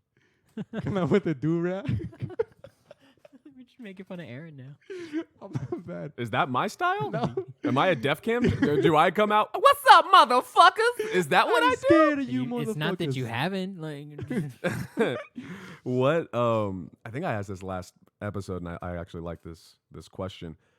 What is so? It seems like your weak point is the When speaking? the whole stand-up comedy. No, your weak point, your weak point is the speaking and the speech impediment. What do you think is your strongest point? Like every time you get on stage, this is the thing that you're like, oh, this is what people really gravitate towards me for. I hate sound. I mean, I guess you gotta know yourself to work on yourself. You gotta know your strengths and weaknesses. I feel like one of my strengths is my charisma. can you say that again? I'm just kidding. You gotta fuck. Natural charisma. Yeah, on stage, cause off stage, fucking, I feel like I'm serious off stage with strangers. But on stage, I'm charismatic, and I feel like charisma is contagious. So on stage, and then my timing, like I feel like that's people struggle with their timing doing stand up, and I feel like my timing is I have natural timing for some reason. Like I know when a joke is gonna hit, and I know when it's not. You know what I mean? Yeah, it's like when you. Okay, I was gonna use basketball, but maybe soccer would be a better analogy. It's like when you kick the ball at the net. There's a feel. There's a feel in your foot when you kick it. You can feel like the same with shooting a shot. You can feel like, oh, this is off. I get what you mean. Yeah. So I think my timing is more often good than not. I think it's one of my strengths. And then my fucking weakness, just talking too fucking fast in front of audiences that I'm not comfortable with. So you were saying earlier about trying to get an audience. I agree with you. I had that same mentality of like, I need to impress the comics who are here, and it's like, fuck them. They're not paying tickets for me. I love them as my friends or whatever, but they're not the reason I become successful. What makes you become successful is people willing to pay to see you. I think what makes you, yeah, I guess. But Ooh, I'm listening. no, like I was gonna get technical. Oh, okay. With being successful, I think like a successful person is somebody who sets a goal and works towards that goal. You're already a success. Right. Just doing that, because there's people who fucking, I'm gonna do this, and they never don't do it. Yeah. I will rephrase my statement. What makes a Wait, so you're successful as fuck, I feel like when I say you do all that shit, man, I'm like, this was fucking doing it, man. It's admirable. Well, thank you. I go back and forth. I don't know, one of these podcasts, maybe to Will, somebody. Probably to yourself. Yeah, if probably we're the being real. ACMM. But no, Zero. I was talking to Zero about this. Zero people. Got it. Yeah, okay. Oh, God damn it. I was talking to Zero how, like, because I've been isolated, I can't gauge if I'm gaining ground or not because I have nothing to bounce off of. Right. So, thank you. You have validated my feelings, and now I'm going to go masturbate. Thank you. But I think, I mean, like, you know, for your goal of being basically independent by November, like, I have no doubt that you can get there, if not even sooner. Like I was saying earlier, I don't think anyone who knows you as a performer thinks you're not gonna make it. Like, it's pretty across almost everyone I speak to. Like, everyone agrees you're good, and if you keep at it, you're gonna be successful. That means a lot. It's kind of unfair. That means a lot in this world. Kind of bullshit, if I'm being honest. I fucking hate you. Yeah, no, you're not gonna make it down those You stairs. Trust should me. kill yourself. You're ugly and you're stupid sciatica. I can tell. And you speak way too fast. what for gaining that audience? You were saying earlier, like, going to shows and people coming up to you asking for your IG. Right. Like, what is your strategy? So, like, for me right now, my strategy is just street stand-up. That seems to be how I'm getting an audience. Yeah. What is your strategy for getting that? Is it just go to a show, kill, and then go up to people? Or what is the... I just stand there. So Was kill That's the and- way to go, bro. You should come to me. Yeah. Like, With and that- if I didn't make you want to come to me, I get it. I didn't do my job. So you kill, What? you get off stage in a Superman cape and the pose and just wait Nah. for people to flock. No. I walk to the bar Yeah. nonchalantly and stand there like pretend like I'm ordering something, and then like people just walk. I smile, I nod. Bartender goes, "Can I help you?" You go, "No." Not yet, not yet. I'm working, bitch. Be Trying to quiet. get a free one. Hang on. Yeah, That's funny. or I wait till the end of the show. Like I'll just stand out by the door while everybody walks out. You Smart know, move. and then the people who walk by me and like say what's up, or like, oh, most of them is fucking Mexicans and like get You like sounded disgusted. nah, well, I mean they're not gonna pay for fucking tickets and they're gonna steal my merch. Every Trump voter is totally on your side right now. You're gonna rate me. It's the whole thing. Nah, man, but it's like it's the kind of people I grew up with, which is crazy because I never thought I grew up ghetto or poor. But like, I just found out I grew up poor not so long ago. When I saw the burritos my mom would feed me, they were like $3 for $1. I was like, what the fuck? We were poor. Tina's burritos. They were poor. I ate those shits a lot as a kid, and I didn't know I was poor. You know, but like, I want you to know that you are a regular aspect of my life between my girlfriend and I. what do you mean? Like if we go to get food, I usually say something, or she'll usually say something like, "I hope they're not wearing gloves," like regularly, like or if we see it, I'm like, "Oh, this is gonna be good." Damn, I like- love that. like man. on a regular basis. So Damn, it's cool to see you so hungry, and That means a lot, it's man. fucking fun. This is fun to I- do again, you know. That's time. I just hope I don't die. Then you guys are giving me a bunch of hope. Like at first I was, am I gonna make it or not? This and that. Now you guys are like, you're gonna make it. And now I'm like, I'm gonna fucking die. Die happy. Yeah. Yeah. How, as an introvert, so I actually learned I was a bit of an introvert through quarantine.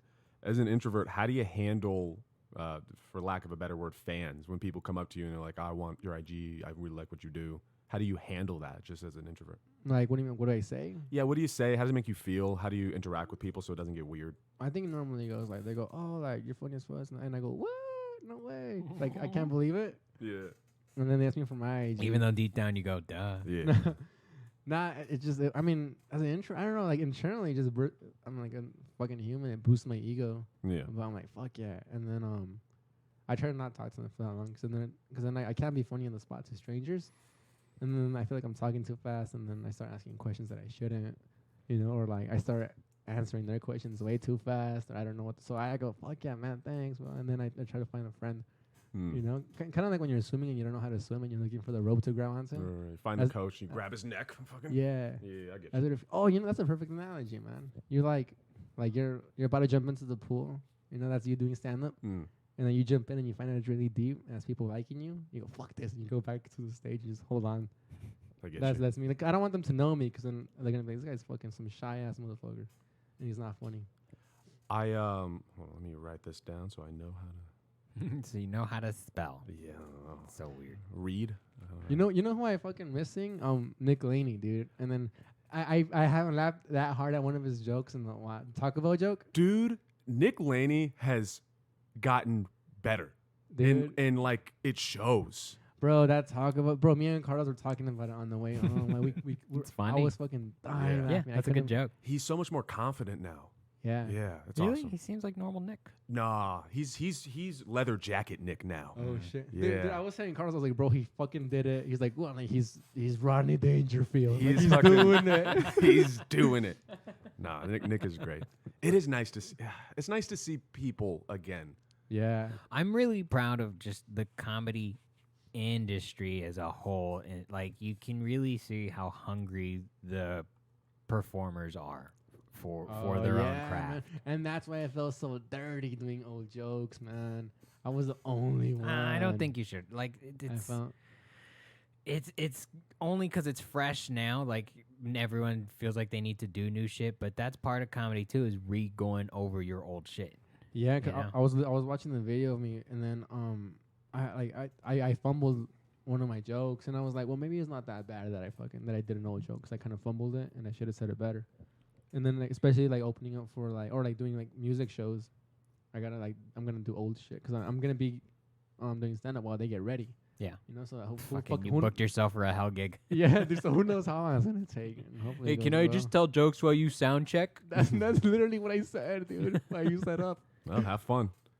What this is the question I wrote down, the sloppily, I might add. One of the things I found out during quarantine was I had a lot of things I was self-sabotaging myself with. Do you feel like you had like any self-sabotaging things that you're figuring out or have figured out? During quarantine? Yeah, or just now, like do you feel like, oh, this is a point where I was self-sabotaging and now I'm fixing it or have fixed it? Drinking. As I fucking sit here with a beer. It's a White Claw, doesn't count. Yeah, excessive drinking, self-sabotaging. That's one of the main ones I feel like. Which sucks because it's just so much fun drinking, man. Do you feel like you can't perform when you're drunk, or you feel like I can perform when I'm drunk, but like that's not healthy? Yeah. Well, I mean, who gives a fuck if it's healthy or not? I mean, you know what I mean? I like being a healthy person. I like being in shape, but I mean, I don't know. I just feel like it's not productive for the future, for long term. Longevity wise, Yeah. Unless you're Bert Kreischer, you really can't. Yeah. Like I feel like I'm gonna implode. You know what I mean? Just drinking too much, like then, especially doing a bunch of mics, just get fucked up. And then by the third mic, you're fucking, or the third show, you're Right. too drunk to even perform. I think Dan Soder, like he's sober now. Like he never had a drinking problem, but he was saying that he was drinking in between like shows, and then because like he would go from like the stands, like whatever. You know, in New York, how they have like 3 clubs in a row. And then one time he went to like he was too drunk to even talk, and he was like, "Bro, like, do you want to do this shit to himself? Do you want to do this shit like full time? Like, you want to be serious about this? You better fucking stop drinking so much." You know? Yeah. And I feel like that's one of my self-destructiveness. George? That just sounds. I mean, everyone's got a problem. You know, it's weird that like being in show business, it seems like everyone's sad and dour and everyone's stressed out all the time. But I think everyone kind of has the same experiences across the board, and we just talk about it. So, Right. like, it's not. It's self-sabotaging, but it's what makes you you. That's fucking. That's why you're a cowboy and you buy a used van and you live in the streets to do comedy. Like that's that's your essence. And that's fun, dude. You know what's funny? I was telling Vanessa V. Raspy. I was saying like, I have a decent job, man. Like I got 2 jobs. So, you know, I'm making like I could live on my own. I have a nice apartment like yours, which is nice, by the way.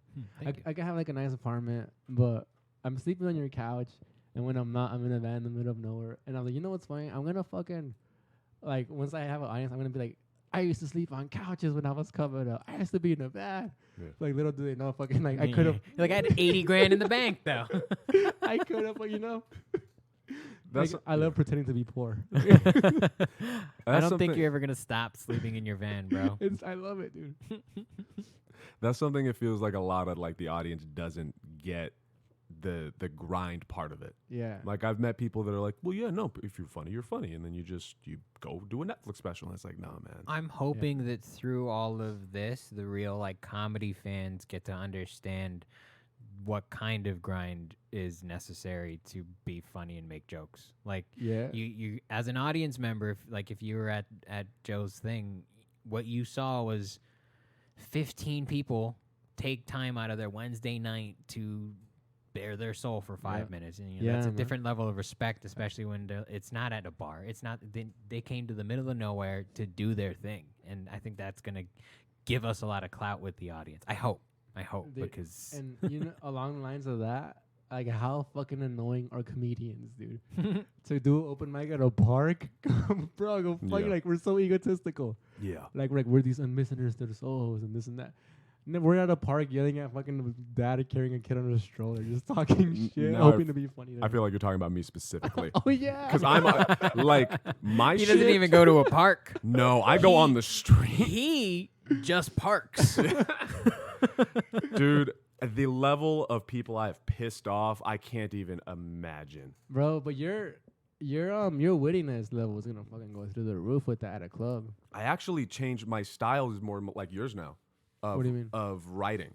What I do, just like a premise and then go off. Premise, then go off, and then re-listen to the audio, and then repeat repeat it, or write it down and then like tweak it so it's cleaner. Yeah. But it makes comedy way more fun, and I can see why you do it. It makes comedy way more fun, and it's less regimented and Right. depressing. It's alive. Yeah. Yeah. I think that's the way to do it, especially if you're trying to like create. Like you have to be in the moment, and at least personally, it's hard for me to be in the moment if there's a script. I understand that like at some point in my process, I do write everything down word for word, but I think learning the fundamental and then learning my process gave me the confidence to trust myself with a topic. Right. Like now I know I should always be wary of my word count. I should probably get to the point as quick as possible, as clear as possible. Yeah. And so I can allow myself to play. And I think that's like the first 4 years of comedy. It's important to kind of really analyze and record everything and do it because then it gets fun. Then you understand it and you're like, oh, I can just go play over there for 10 minutes. Cool. Let's see what happens. Dude, Aaron tried getting me to write down like my jokes. Like I remember like a while ago, I gotta take a piss, Kurt. All right, I'll be right back. Mid-story. I like how Frankie Hoy just starts a story. He's like, oh, BT dub. He's like a toddler. He just at somewhere. He's running through the house, and then he just stops, and he's like, I think he's taking a shit right now. I think he just stopped to take a shit. Dude. Fucking baby brains. Yeah, well. How are you, George? I'm great. That I'm is great. good. Going back to stand-up was fun. That was your first time, Yeah, I got to scratch the itch, so that was cool. And like I said, I was very lazy with my writing. I write notes here and there for the last fucking 4 months, 3 weeks. Yeah. And then when I realized I would be able to make Joe's mic, I was like, oh, maybe I should write some shit down. But I, for the most part, enjoyed. I get a little stir crazy, but that's just me. Mm-hmm. So life hasn't changed too much. Thankfully, like I got this place settled before everything shut down. So I chilling in my home. There you go. I'm comfortable. Yeah. I could be more comfortable, but you don't like. I know for you, it's as long as you have freedom to do things. Like you love comedy and you want that to be your main source of income. But this is more. Your life is more about just freedom and flexibility. I think comedy is just the thing I want to get good at the most because it seems so fleeting. It's funny because I think I've come to realize that comedy is me.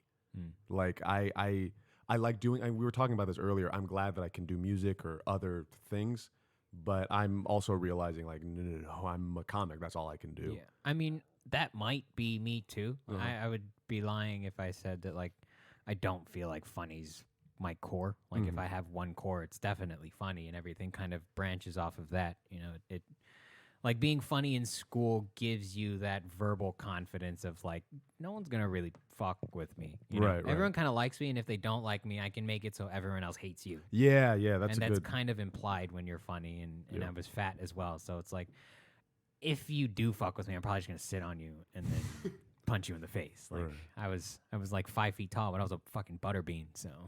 It was weird. What are we saying? Frank, we were just talking about comedy. We were just jerking each other off. Nice. So I told you to write things, and then what happened? Yeah, and you hit me up. You're like, hey man, have you ever thought about like writing like long form? And I was like, no, you should try this and that. And then Frankie Hoy said, eat a dick, bro. And then you should have. My advice is stupid.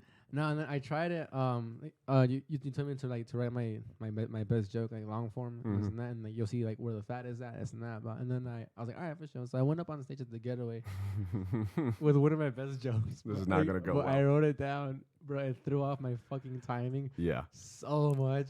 I will not preemptively, post-emptively. That's not a word. What is the opposite of preemptively? Well, you just made a new word. What do you mean the opposite of preemptively? I understood. So preemptively is when you do something before it happens, and then post-empathy is when the thing happens. And then you. This is like that scene in 10 Things I Hate About You. It's like I know you can be overwhelmed and you can be underwhelmed, but can you ever just be whelmed? That's a good question. That's an important. I love it. This is the important thing. Philosophical. That was actually one of my self-sabotages. I realized during quarantine was that like I'm still open. If someone wants advice from me, I'll give it to them. But I think I was giving out advice too much because of like a projection of my own frustrations of not getting fucking help my whole life. All right. So there's this feeling of like, I know some stuff, so I need to give it to everybody because everybody else is feeling the same thing I'm feeling. And yeah. that was a self-sabotage I kind of worked on. You know what's funny, man? When Jonathan Times, when I think it was like his second open mic, he was Yeah. at Worthington's. Like, I wanted to do that to him, but you beat me to it. Like, you were like telling him this and that. I was like, oh, come on, man! Like, I want to give him some advice. I've been doing this a year and a half. I mean, I think it's the I'm glad that we both have the instinct to do that, and you're welcome to give advice, but I'm gonna. Yeah. Whenever we open up, whenever the buddy system kind of starts running again quickly, not quickly, but efficiently again, for shows, if people want my advice, cool, but I'm just not gonna say anything. I'm just gonna be quiet.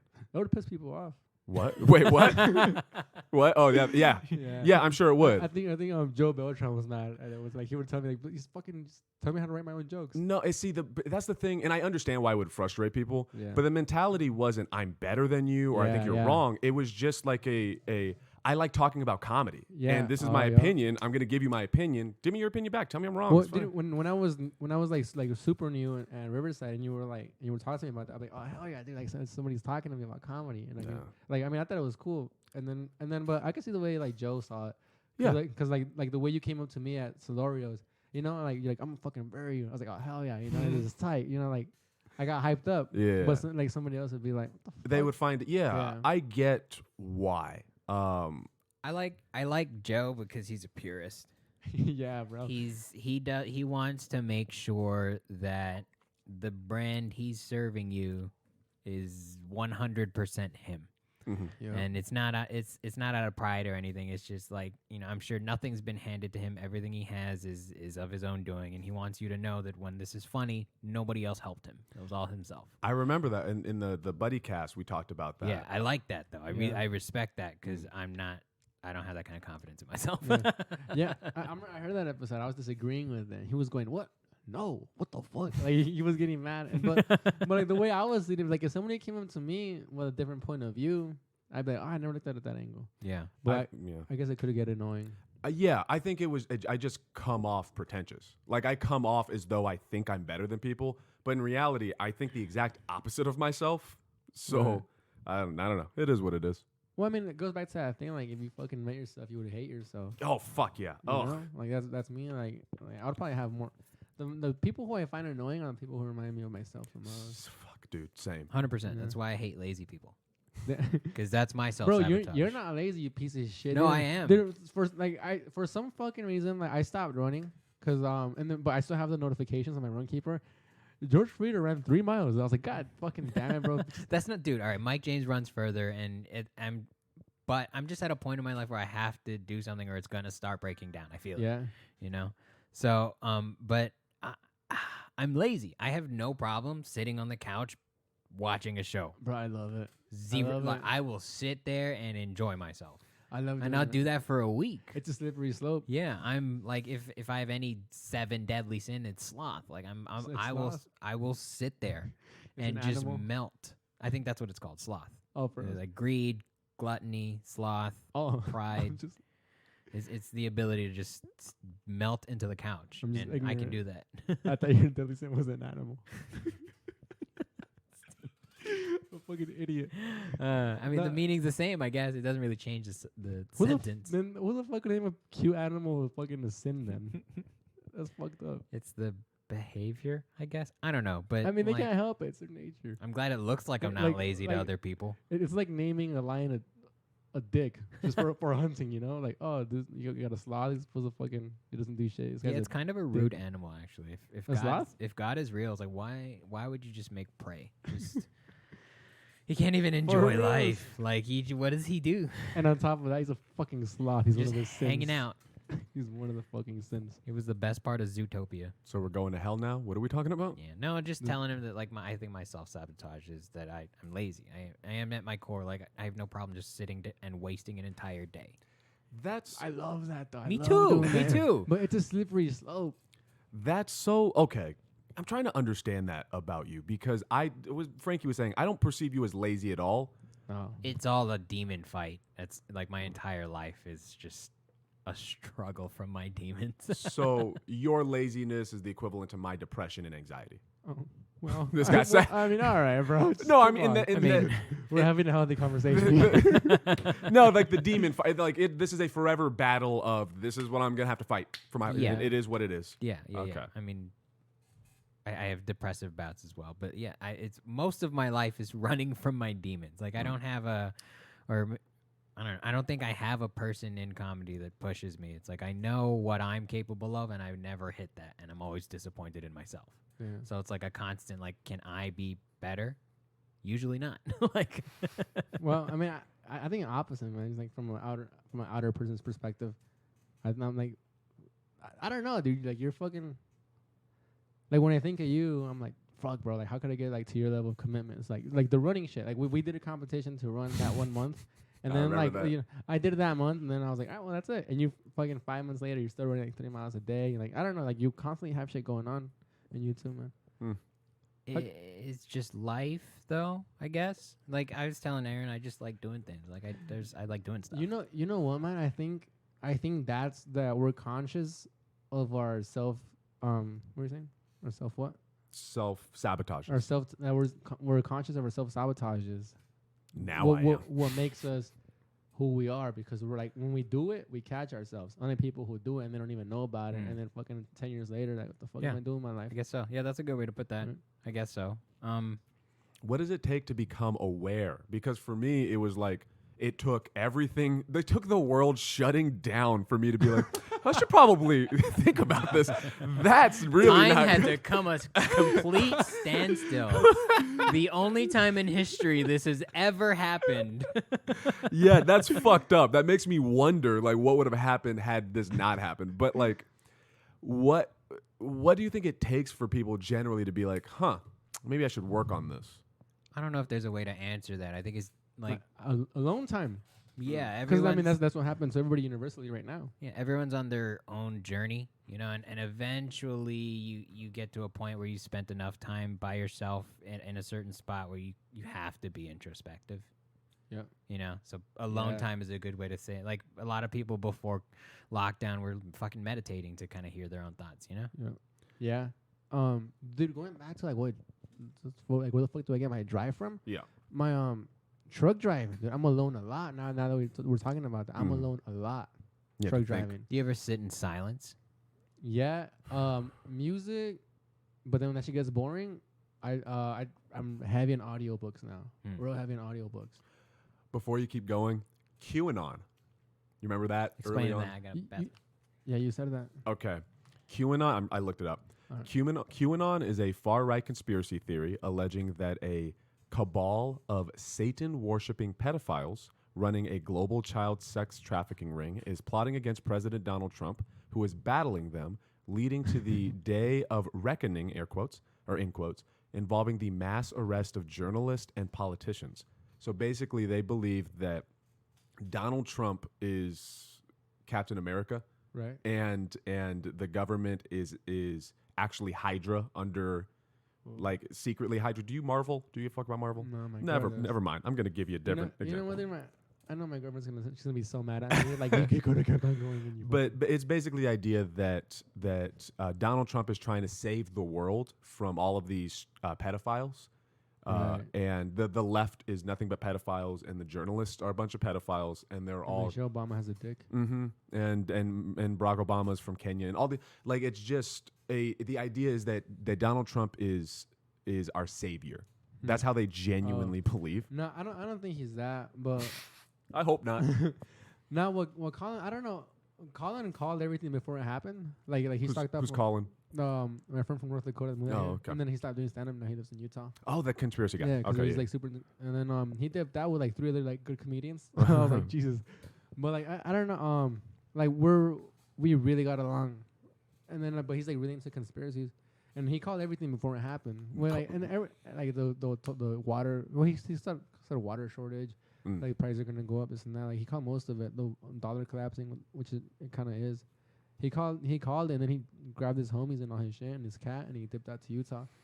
And then I was like, well, I'm not gonna go that extreme. I'm gonna listen to him and do what he did. Like, I'm gonna like tone it down to allow comedy to still be your thing. I'm not gonna move to Utah. I think that's why. I think what's fucking with or at least fucking with me, is it's like there are kernels of truth in these conspiracies. So like Yeah. a couple years ago, if you were like, yeah, man, there's a pedophile ring or a pedophile island, that there's a pedophile island where rich people go to just fuck children, I'd be like, you're crazy. Yeah. But there's a pedophile island where people went to go fuck including potentially Bill Clinton, right? Yeah. Like, It sucks because he's so cool. Including our current president. oh yeah, he also fucking yeah, him too. These people He are, can't even be like, I've never met them before. There's pictures. what is it, man? With fucking realities, dude. That was the thing. It's a simulation, bro. I don't know if I've talked to you about the street stand up, but the negative side of it is seeing how people are handling this, and it's not good. yeah, dude. People are. I hate it. I'm not getting into it. People are just so extreme now. Like that's when I had that joke. Like, remember when being liberal used to be cool? Yeah. Like it used to be punk rock, it used to be fucking, but now it's just like people get mad if you sneeze too close to a lesbian. It's a whole fucking thing, man. I hate the fucking liberal cunts, and I hate the far right cunts. It's just, I think it's about balance, and people don't have balance. Yeah, I mean, it's way easier to react to your outside world than it is to stop, look at yourself, and see what kind of fucked up person you are. Yeah. You know, Yeah. like I think that's the one thing the three of us have in common is we understand what kind of fucked up person we are. Yeah, dude, I've thought that. Like most of these people who are angry are people who are unaware of themselves. Yeah. Yeah. Of their Because like they know. of the, everybody who's mad right now, just go to fucking therapy. If you're mad about something, Or find something you're passionate about. I Yeah. think that's the pressure release valve of the human is to find Yeah. something that you are passionate about. I mean, it literally could be anything. You know, there's some fuckers that enjoy weaving baskets and make some fucking dope baskets. You know, we got lucky. We like making people laugh, and we stumbled upon it. that's tight. You know, Yeah. no, go ahead. You're the guest. Thank you. No, I was gonna say it's. You know how incredibly lucky we are to know what we like and what our passion is? Mhm. The amount of times I tell people, just do what you love. Like, I don't fucking know. But Same. that's such a loaded question, you know? Like, I think about before I really sat down and was like, oh, comedy is something I'm going to Yeah. pursue. It's like, I didn't know what the fuck I was going Yeah, to do. that's what I'm saying. Like, the ignorance of mine to just tell, like, Vanessa, bro. Like, she's cool with just going to work and, Existing. having a vacation here and there. Like, let's go fuck yourself. Like you're better. Well, that's just me. I'm like, you're better than that. Maybe it's just me imposing myself into her. I think I think that people should just do something. Just try something. The problem is it's hard, you know, especially in our society where we want to live beyond our means, and so you get stuck in that routine of going to work, paying your bills. It's like it's hard to find free time, and when you get free time, the last thing you want to do is leave your house and do anything. You take a nap or something. It's fair. Who fucking said you gotta like?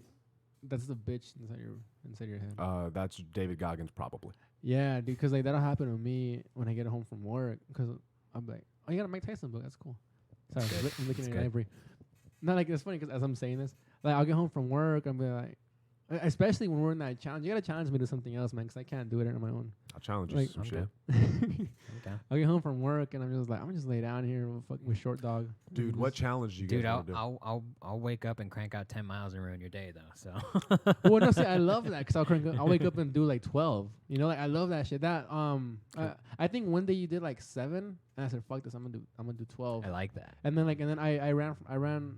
I almost died. Like I almost got dehydrated because I got up to run like at 7 a.m. And then by the time I was finished, it was like 9. And I wasn't nowhere close to my house, and I was just walking. Dehydrated. Can we make the challenge who can do the most street stand up? Because I think Nobody wants to do that. I want to do it. No, for real though. Do you want to do a challenge of some kind? Yeah, Yeah. let's do a run keeper challenge. Oh, dude. God It's damn fine. it. Why does it have to be running? It's fine. Because the weather's going to change. It's going to be good to run again. It's not gonna especially fucking now suck. with like all the smoke is covering I the went, sun. I went this morning, and it was great. It was fantastic. Except I saw a dude on my way out. Like, he ran past me, and then I got in my car after my run to go pick up William probably an hour later, and then I saw him coming back, and I was like, Jesus fuck, dude. Yo, that day that I told you that I dehydrated, some old dude like ran past me. But I mean, in my defense, I was like in my 7th mile already. And then I was like, man, fuck this. I was just walking, and then the same old guy just like kept on like, he passed me again. You fucking asshole, bro.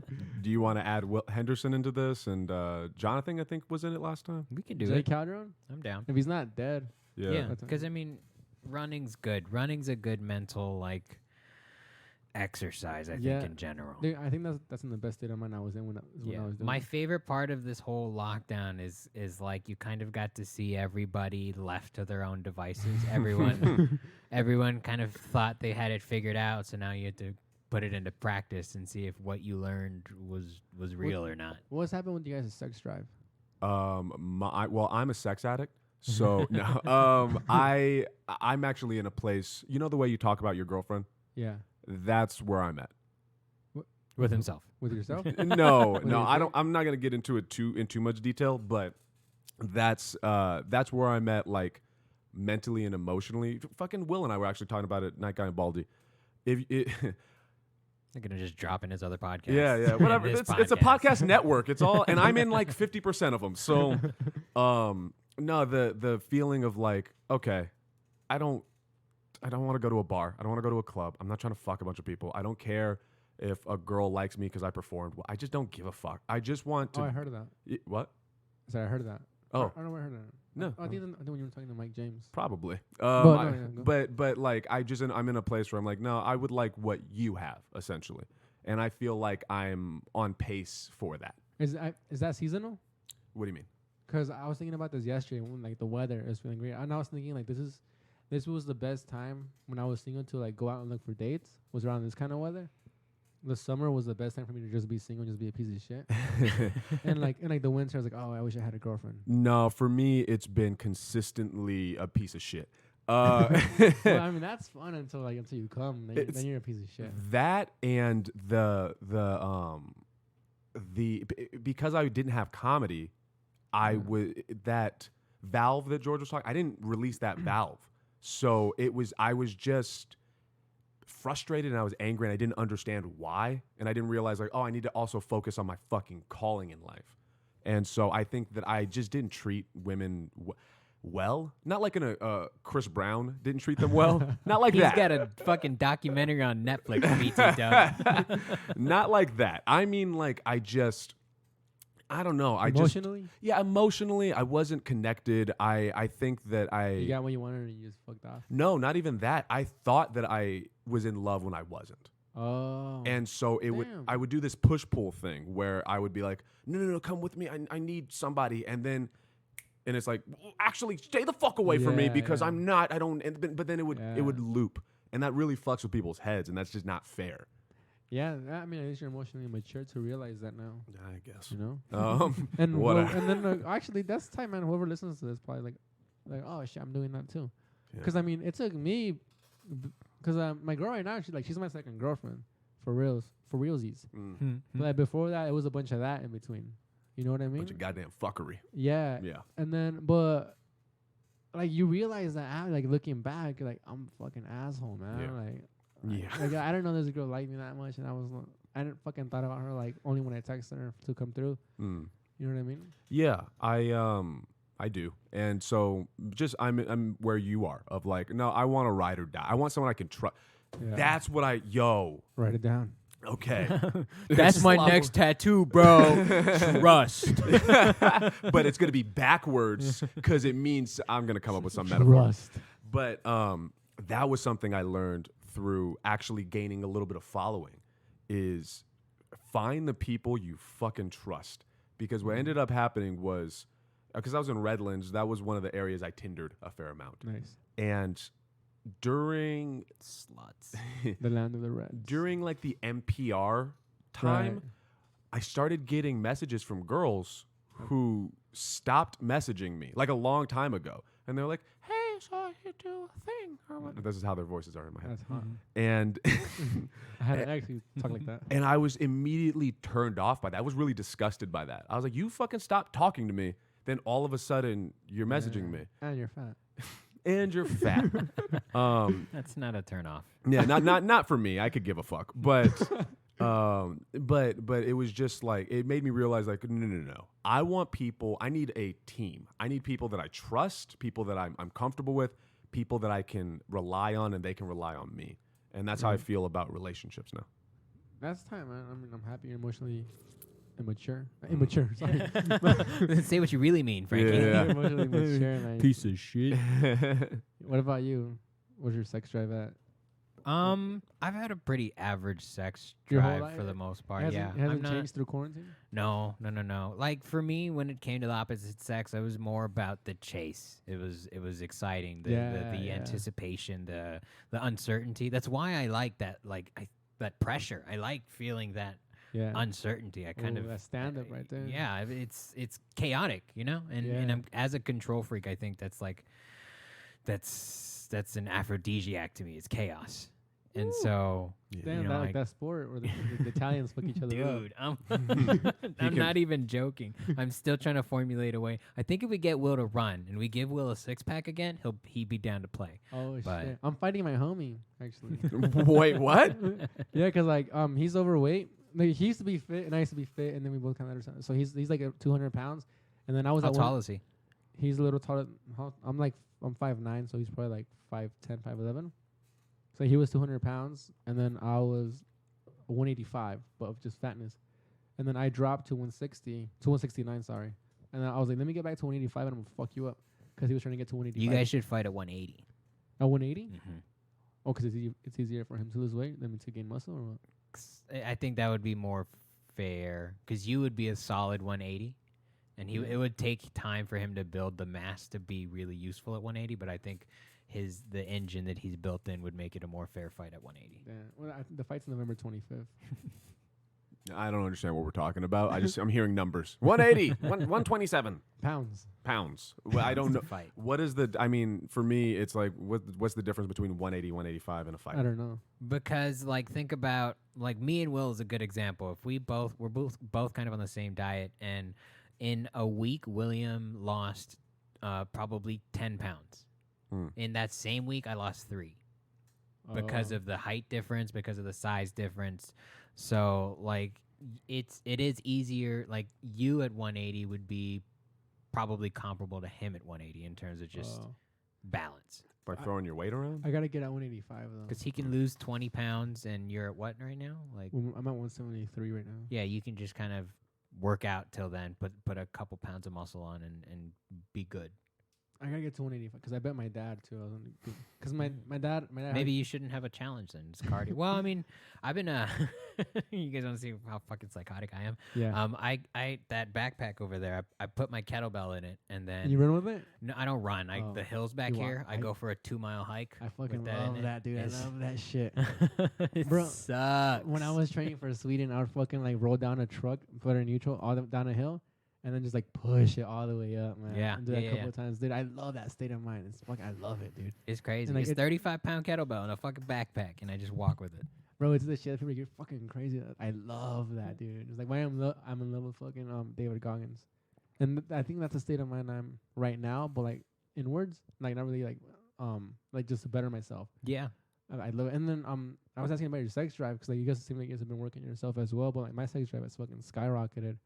But Is that why you keep trying to fuck us, dude? I gotta. I mean, Is that your hand, bro? Yeah. well, bro, Aaron came back out without his shirt. I know.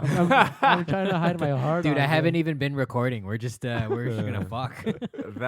That's like, dude, I think I run hot because I'm hot as fuck Oh, right me now. too. Yeah. And I think people think I take off my shirt because I want to show off my tummy or whatever. No, it's just because I'm Nice. fucking hot.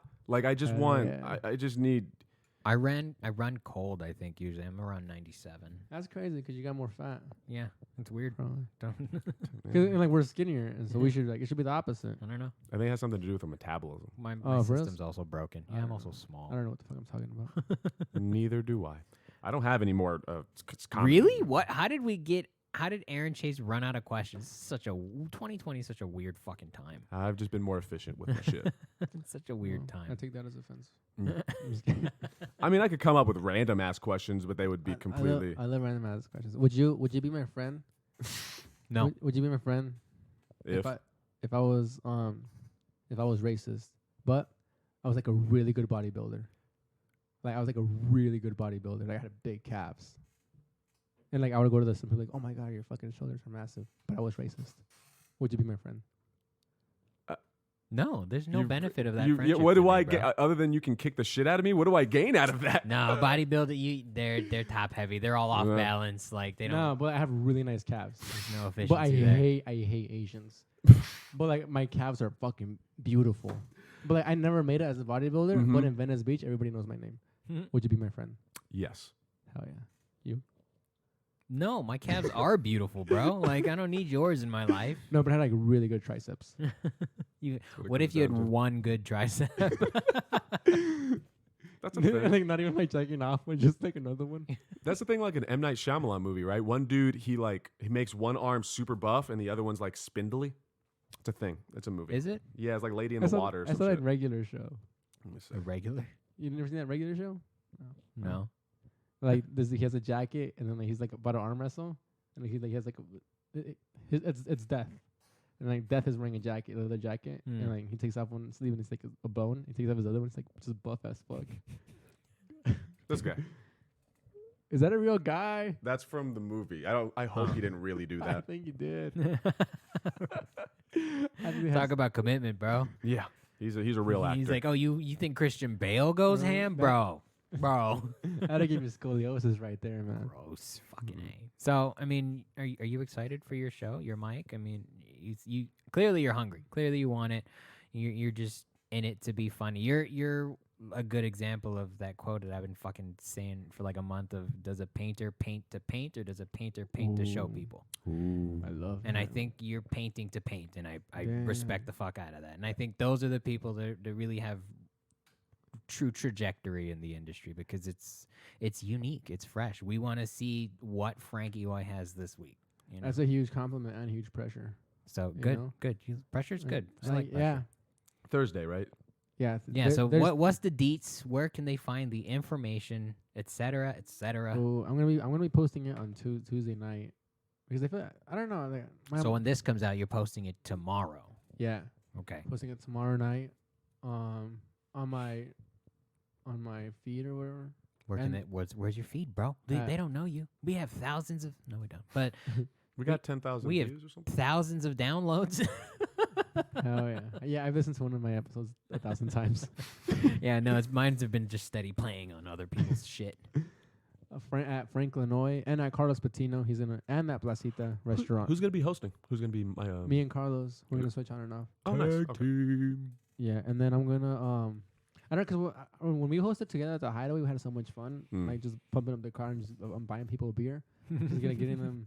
Like I love doing that. But what I'm thinking if I should ask Make sure those people are 21 this time, yeah? Don't just be handing shit out. bro, she was hot. I don't know, she was 12. All right, you just canceled yourself. You sound clip that for yourself. Well, sir. she was my sister, so. I didn't know she was 12. She was hot still. What was I fucking? The details of the mic. Yeah, it's gonna be at university. No, because I had such a great time with Carlos co-hosting, so we're gonna be doing that. And then I'm gonna buy a mic. Like I want to get some like high quality shit, like so things don't break down there. When people, there's nothing I hate more than going to a mic and grabbing the microphone and it feels cheap. Mm. Oh god. Hey, whose karaoke mic is this, bro? Yeah, dude. It's like What boombox did this come with? It's fucking, and then you bomb and you blame it on the mic. Well, your fucking mic was attached to a robot. I don't know why you're making me do this here. And when they're squared, oh god. Dude. You have a square mic? Yeah. I've had some weird fucked up mics. Yeah, Oh, man. weird, man. I mean, I guess we could talk shit on our mic stand, but I think our mics are okay. Oh, yeah, I need a stool. Do you still have the stool I gave you guys? Yeah. Can I borrow it? Yeah. All right, because That's not a buddy system show, so we're gonna have to talk to our props department about that. yeah, I need a stool, but that's it, man. And then play music in between comics. I don't know. Oh, Deets, it's at the Placita, off University in Riverside. Yeah. It used to be. Do you have the address? Do you know it offhand? No, I don't. All right. It's It- off like Chicago and University, I think. It used to be the Vibe back in the day. Yeah, I remember that. Yeah, I used to go there all the time. It used to be the Vibe. What time is it again? 6:30? 6:30 sign up. So at 7 p.m. it starts, and then at 9:30 ends because they close at 10. Cool. Look at On you being a Thursday. respectable producer. Yeah, And then man. and then if it goes well this Thursday, hopefully it's a regular thing. Yeah, so fucking buy some shit, people. Go go hungry. Buy some Yeah. food. Oh, it's on one item minimum. Yeah, you're gonna hang out anyway. You might as well get some food. Oh, and it's happy hour until 8 p.m. They got Ooh. $3 bottle beers until 8 p.m. that's a good deal. Yeah. That's dope. Come by to drink, guys. I support hang out. this. Hell yeah, It's man. outdoors. It's COVID Yeah. compliant, so wear your masks, right? Yeah, and I'm thinking about borrowing Joe's temperature checker. Yeah. Well, where do you buy those at? I mean, you can get them online. they They're expensive? relatively no. It's like they're like infrared ear thermometers. They're like $20. Oh yeah, all right. I'm gonna get one Yeah, of those then. Mr. 9,000 grand in your account No. because you just work 17 jobs. I work too. That's But crazy. It's out That's for a great. good. That's dope. I'm excited for you. It's out for a good cause. Oh, my saving system. Yeah, I oh, yeah, wanted yeah. to tell you. This is Frankie Hoy Financial. I'm listening. Saving system. Out of like every dollar I get, 10% of it goes to a long-term investment. Mhm. 10% of it goes into like any debt you have, Mhm. and another 10% of it, like I'm just generous with it. I give it to like a good cause or whatever. Is that like karma? Yeah, like well, I mean that's just me getting into the habit of being faithful with a little, and then later on being faithful with a lot. That's You know what smart. I mean, just getting into the habit of giving back, and Yeah. then whatever's left of that, I just put in my savings, and then whatever I feel like I need for the week, Yeah. I leave it in my checkings account. That's a smart way to do it, and I'm gonna implement some of that. Mhm. Dude, No.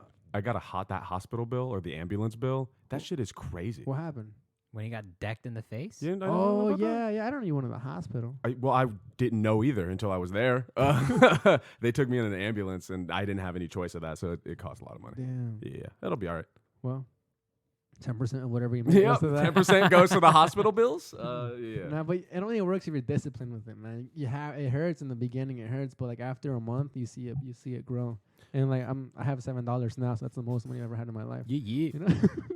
Yeah. I'm going to rob you. But bro, it grows, man. It grows, and just trust the like it's gonna suck in the beginning. But I'm like, you've been poor before.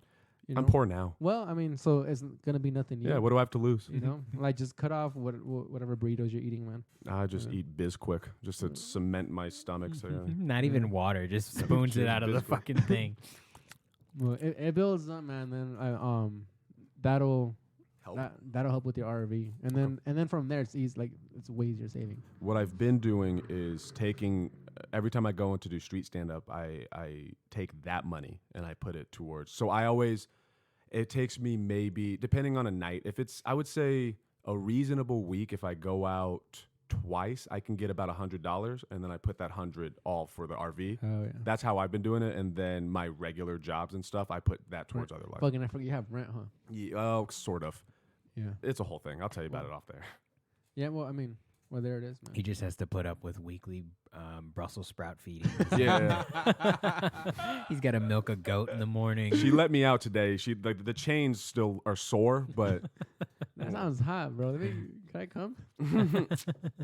So at Franklin Hoy on Instagram, Twitter as well. Yeah, Twitter as well, Franklin Hoy, and then also well, I recorded a podcast with you, Raspy. Are you calling me a racist? Is it up? No, not yet. I'm gonna edit it because I tell a super long story. No, 'cause, That's like, what podcasts are we, for, we dude. we recorded it and then we listened back to it, and I was like, "What the fuck are we saying?" So like, this part we want to chop out. That's every podcast I'm in. Yeah. Well, nah. I mean, I enjoy your podcast. I appreciate that, I guess. You poor thing. You poor thing, you. Aaron Chase, what about you? What you got going on? Where you at?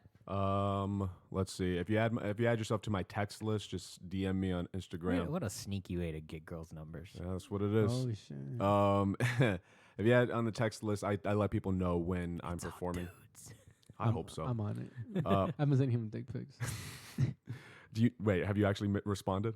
Nah. Oh, okay, good, because that's not my phone number. Whose is it? I have like Brussels sprouts lady. I have like a pseudo manager essentially now. That's tight, man. That's what Yeah. I'm saying, bro. You're fucking your balls deep. She's cool. She's really good. She's helpful. She But likes Brussels sprouts. she loves Brussels sprouts. That's how I knew I could trust her. Yeah. So just add to the text list, and I'll let you know when I'm on the street. And I'm just working on material. So Aaron Chase 91 on Instagram, and I guess Aaron Chase 911 on fucking Twitter, which I don't utilize properly. You put 9/11 in your Twitter handle? Did I? Yeah. Did you see that? It was trending on Twitter. All buildings matter. That shit had me fucking die. That's great. People were That's getting, awesome. Great. White That's people awesome. were so mad. Were they? Yeah. Fuck 'em. That shit was hilarious. I'm at the George F. We are at the Buddy System Co. on Instagram. Stay tuned. Hopefully some big news soon. Go to thebuddysystem.co for our social feeds, our podcast feeds, our schedules. Everything is at thebuddysystem.co. Check it out. Thank you for listening, folks. We'll see you on another episode of the Buddycast. Everyone say bye. Bye. Goodbye.